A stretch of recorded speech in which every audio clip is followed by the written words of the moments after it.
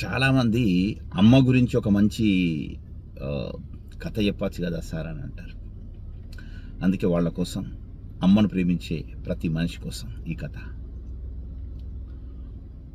ఒక వ్యక్తి వ్యసనాలకు విపరీతమైనటువంటి బానిస. మద్యము, జూదము, తర్వాత ఇంకా పెద్దది ఉన్నది కదా మనం చెప్పుకునేటట్టు దౌర్భాగ్యమైనటువంటి వ్యభిచారం కూడా అతనికి ఉంది.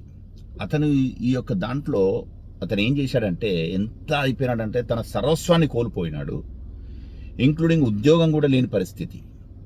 అంత దౌర్భాగ్యమైనటువంటి పరిస్థితిలో ఉన్నప్పటికీ కూడా అతని యొక్క కుటుంబం అంతా కూడా ఏడుస్తున్నా అతని చింత లేదు. ఆ యొక్క ఆ స్త్రీ మీద వ్యామోహంతో అతను మొత్తం సర్వస్వం కోల్పోయాడు. ఇంట్లో ఉన్నటువంటి భార్య పుస్తల దగ్గర నుంచి కూడా అమ్మి ఆ స్త్రీ మీద పెట్టేశాడనమాట. అలా జరిగిన క్షణంలో వాడికి అమ్మ మీద మాత్రం బాగానే ప్రేమ ఉంది.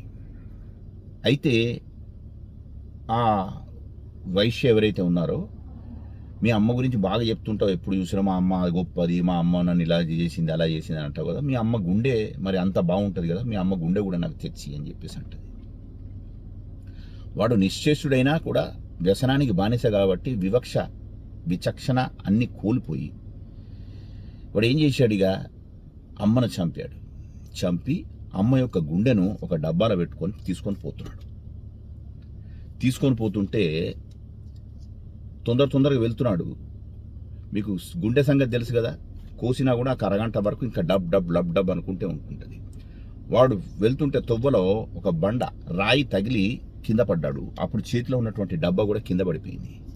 ఆ డబ్బాలోంచి ఆ గుండె, ఆ హృదయం ఏదో బయటకు వచ్చి, కొడుక జాగ్రత్తరా కొడుక అని చెప్పేసి అన్నది.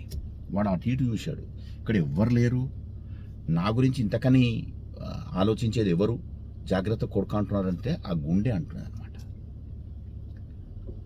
అది చూసిన తర్వాత వాని యొక్క ప్రవర్తనలో మొత్తం కంప్లీట్ మార్పు వచ్చింది. ఇక వాడు తన యొక్క నా గురించి ఇంత ఆలోచించి, అమ్మ చనిపోయిన తర్వాత కూడా నా గురించి ఇంత ఆలోచించిందని చెప్పేసి వాడు మంచిగా మారాడు. కానీ అమ్మ మాత్రం రాలేదు. అమ్మ అట్లా పిల్లలను చూసుకుంటుంది. చనిపోయినా కూడా అమ్మ యొక్క దీవెనలు మీద ఉన్నా కూడా మన మీద ఉంటాయి అని చెప్పడానికి కథ.